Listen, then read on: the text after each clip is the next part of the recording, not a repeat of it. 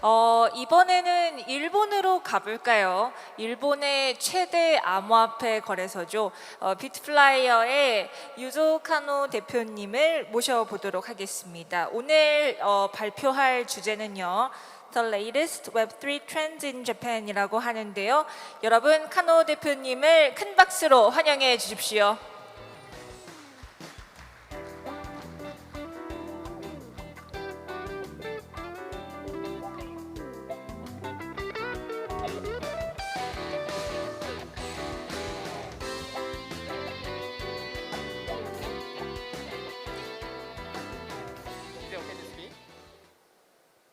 Hello, everybody.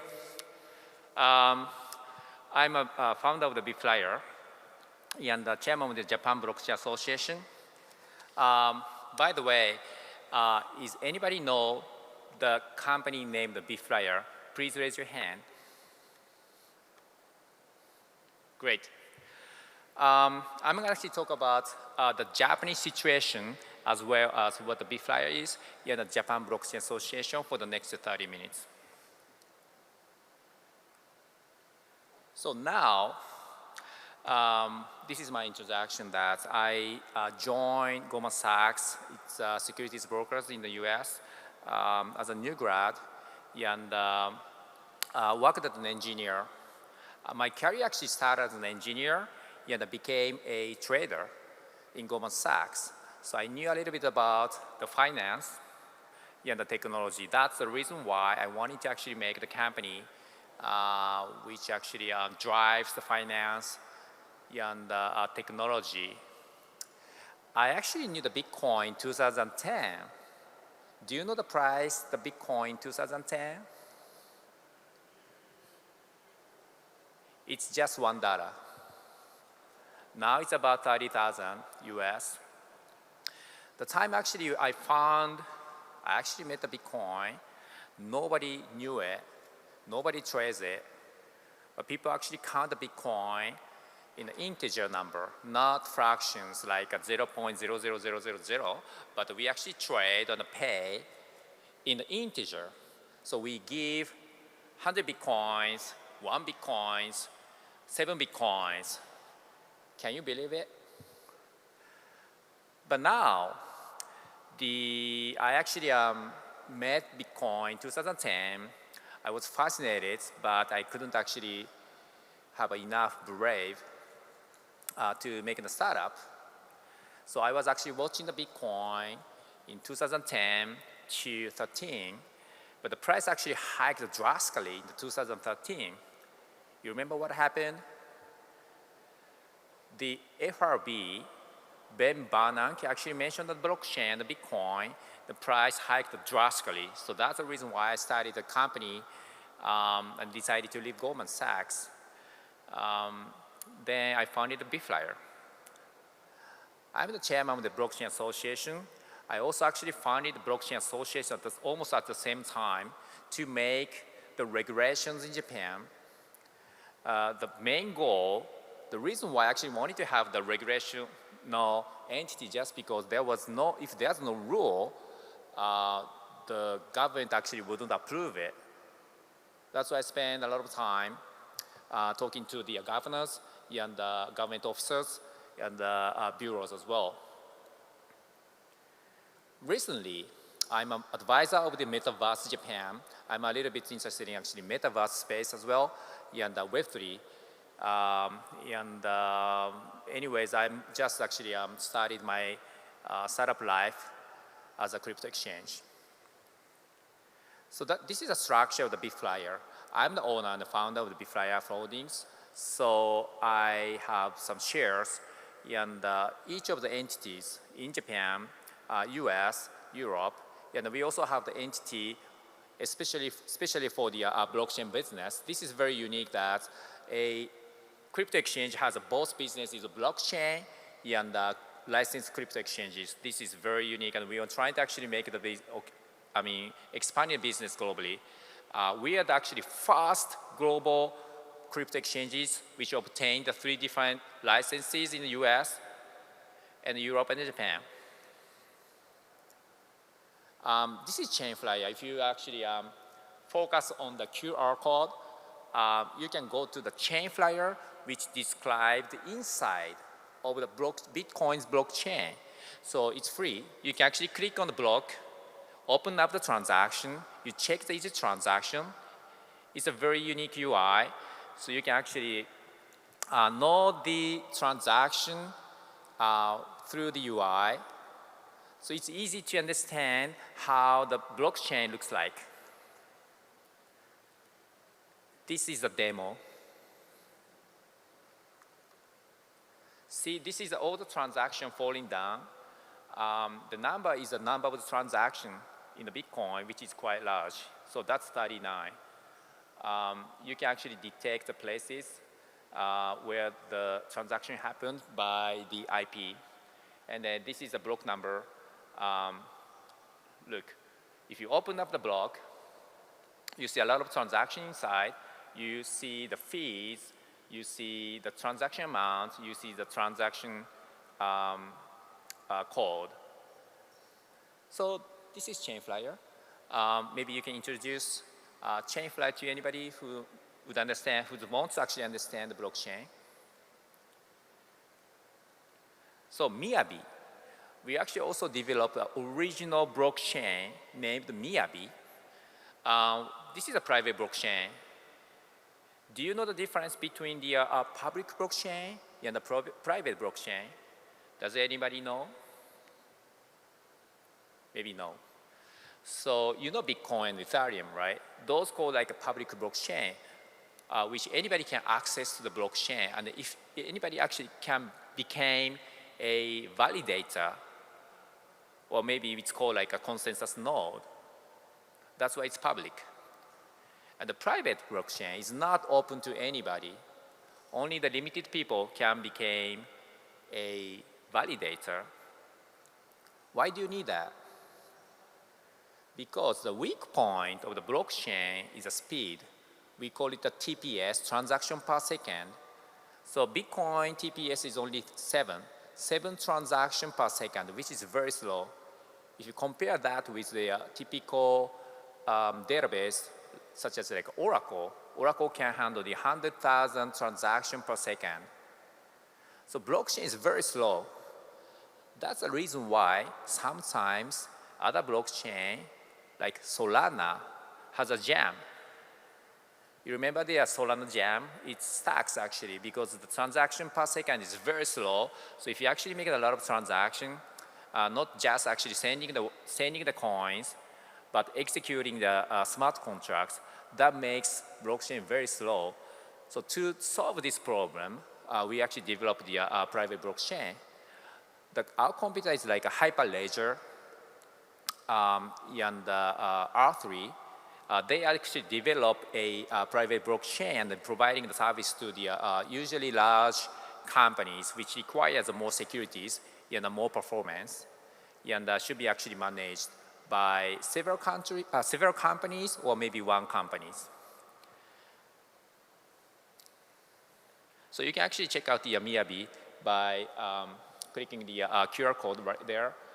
You see a lot of actually CLIs, APIs.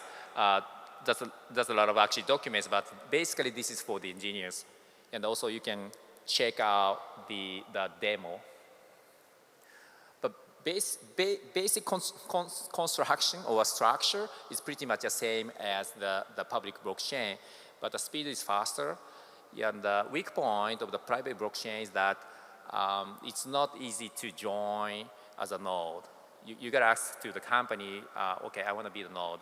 Sometimes it's really good because you don't have to have the consensus to make the change for the improvement of the blockchain itself. For example, if the government requires a KYC, know your customer, which is a requirement by the law, you need to improve the blockchain to hide your individual information and something.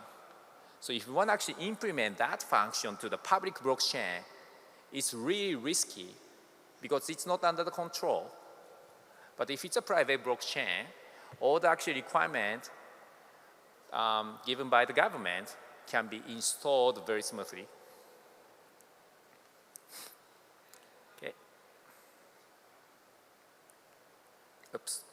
sorry.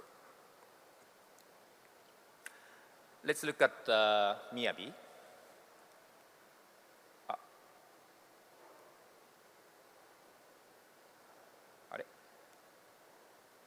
Yeah, this one. So if you look at the nose itself, you see the log actually moving around, but there's a lag amongst actually 4 different nodes. The reason why they're talking each other, this is called like a consensus algorithm. So blockchain has several nodes. Nodes is a computer, whatever computer is fine. So computer actually talking to each other to verify a transaction, to judge which transaction is valid or not valid. What is actually not valid transaction? Invalid transaction, it's a transaction which has a double spend, meaning that if one person actually spending, for example, 1 BTC to one and then 1 BTC to another, you can spend 2 BTCs. You need to actually prevent those kind of illegal transactions. So to prevent that, the nodes actually checking by talking to each other and do the verification of the transaction. Doesn't have to be just actually wiring the currency, but also actually checking the smart contract. So this is a basic of the blockchain. So Miyabi has the same similar actually algorithm, consensus algorithm, but we actually developed the original algorithm named BFK2. This is much faster than the Bitcoin's blockchain and the other blockchains. So TPS is 4,000 transactions per second, which is quite actually a maximum transaction we can achieve with the current hardware spec. This is another example used Miyabi, Japan coin. So Japan is a nickname of Japan. We have our clients named the Mitsui & Co. It's a trading company, it's a very big company in Japan. They issued gold token. So we actually developed the system using the Miyabi, and they issued a token which linked to the price of the gold. What is the benefit? Because this is one of the crypto, and the regulator approved it.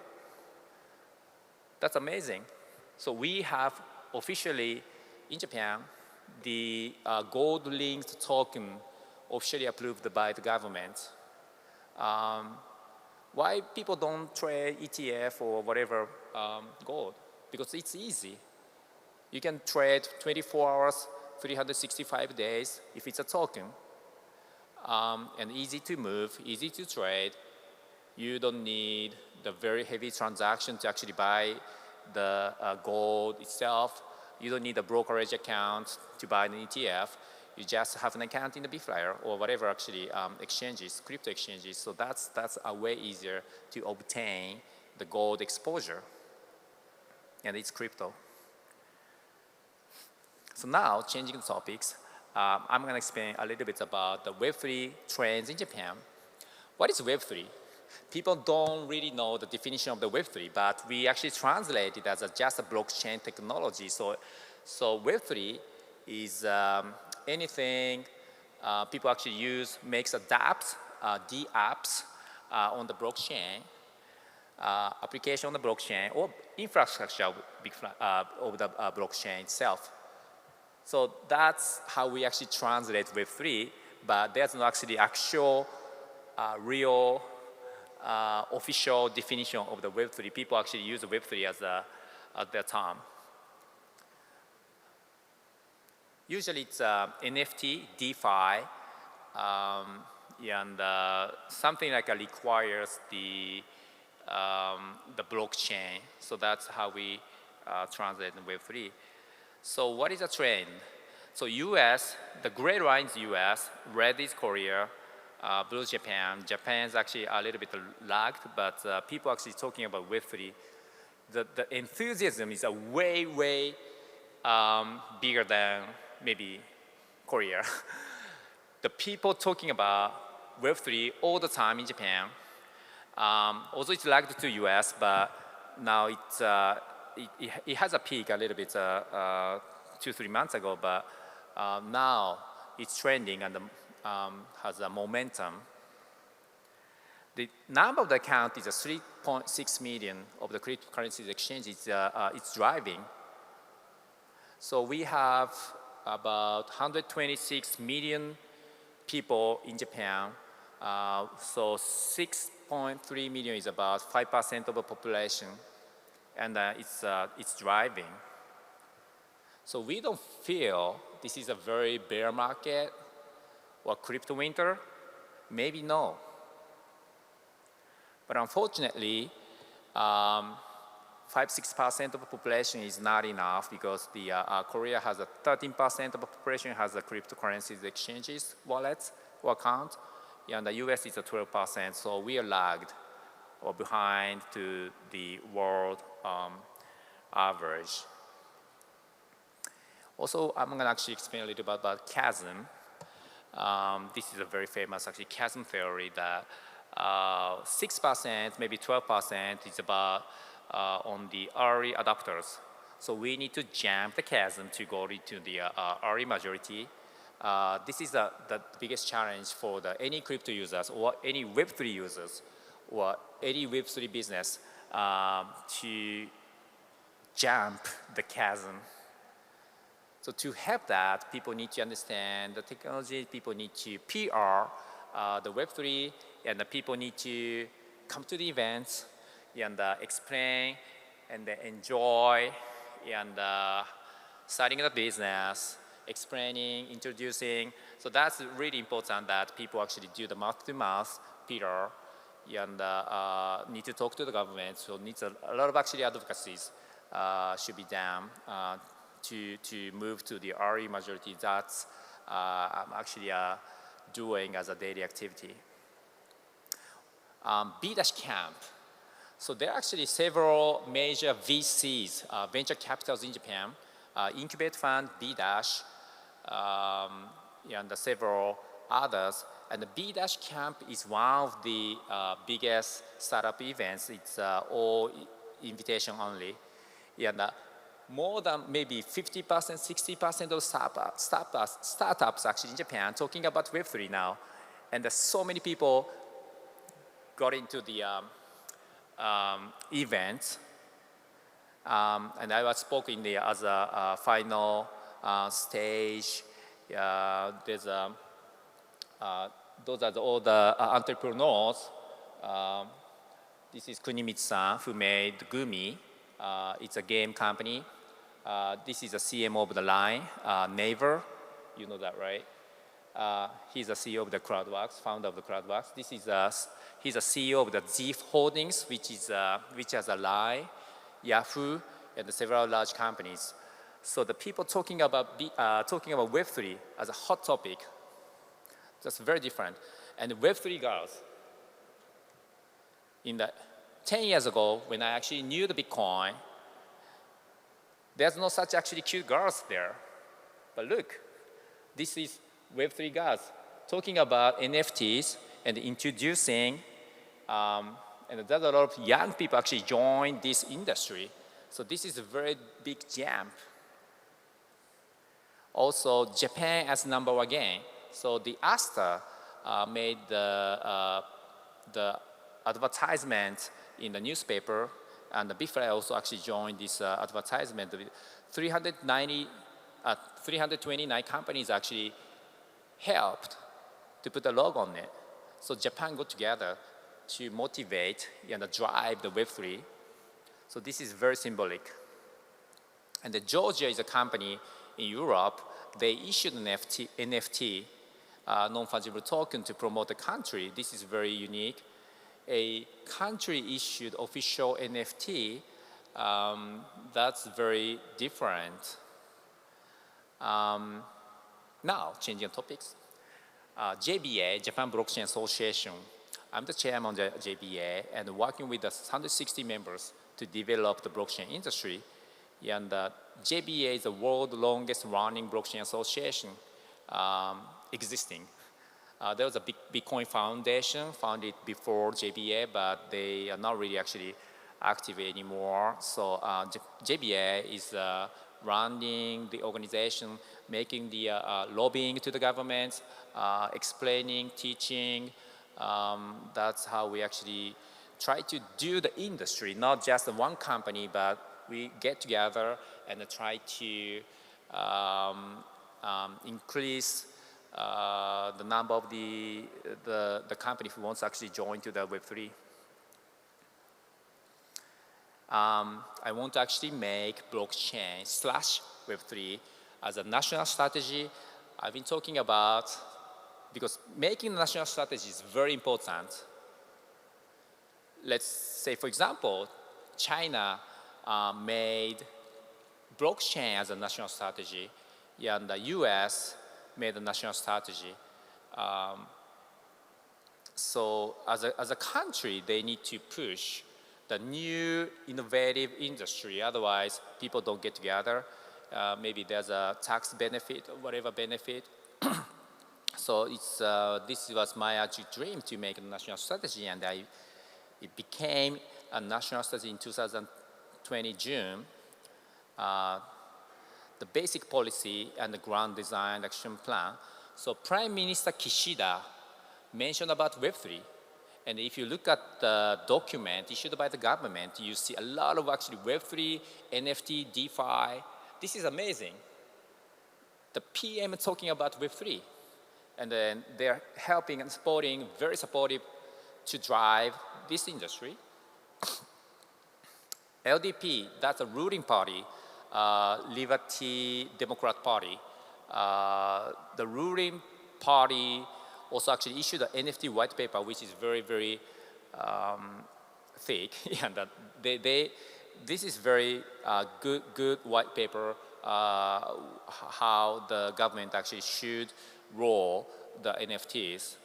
And NFT, you don't need a license in Japan. This is very unique. In US, think about it. People are still thinking about or discussing about NFTs still is a security or not.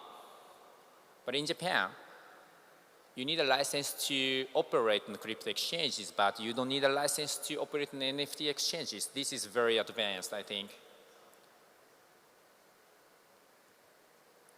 But unfortunately, Japan is ranked to 27th to the global crypto ranking because of the very high taxation of the crypto. We need to pay maximum 55% of the profit of the crypto, 55%, because it's categorized to the other income, which is the worst income category in the Japanese individual tax.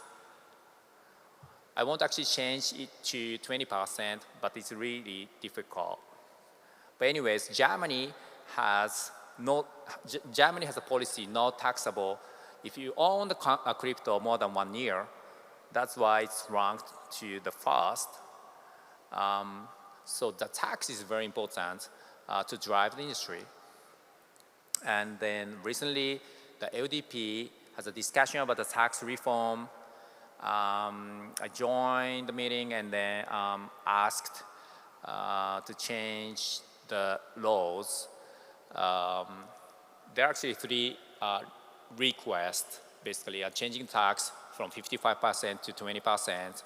The other one is to avoid taxation on the crypto-to-crypto exchanges. So in Japan, you need to actually pay the tax when you actually buy the Bitcoin. And if you exchange that Bitcoin to the Ethereum, you need to pay the tax if it has a profit. The other one is very important. Japan, you can actually issue the token officially. This is called IEO, Initial Exchange Offering. So for example, if the startups issue a token and they list in BitFlyer, and then the startups gain the money. But the problem is, for example, if you issue 100 million worth of the token, the company needs to pay 30% on the top of it, top of the whole issuance, which means you need to pay 30 million. Although the company is not really realizing that token to the fiat currency.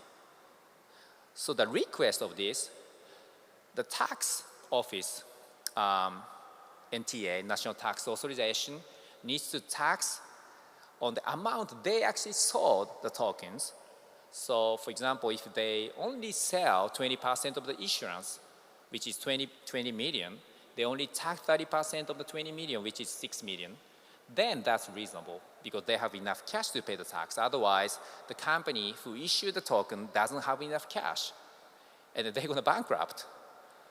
So that's ridiculous, right? So that's the reason why we are asking all the relevant people, LDPs and the bureaus, governors, or tax office, or whatever, to avoid this law and changing the law, just the charging the tax on the amount of days hold the tokens. So this is the last message. The Web3 became a national strategy in Japan. This is the message I want to deliver to you. In the Korea, maybe I'm not very sure if there's a lobbying entity, but it's really very important to involve the government to make the large industry and the moved industry to win not only in the local market, but the global market. So that's the reason why my dream became true. Web3 became a national strategy. This is the end of my presentation. Thank you very much.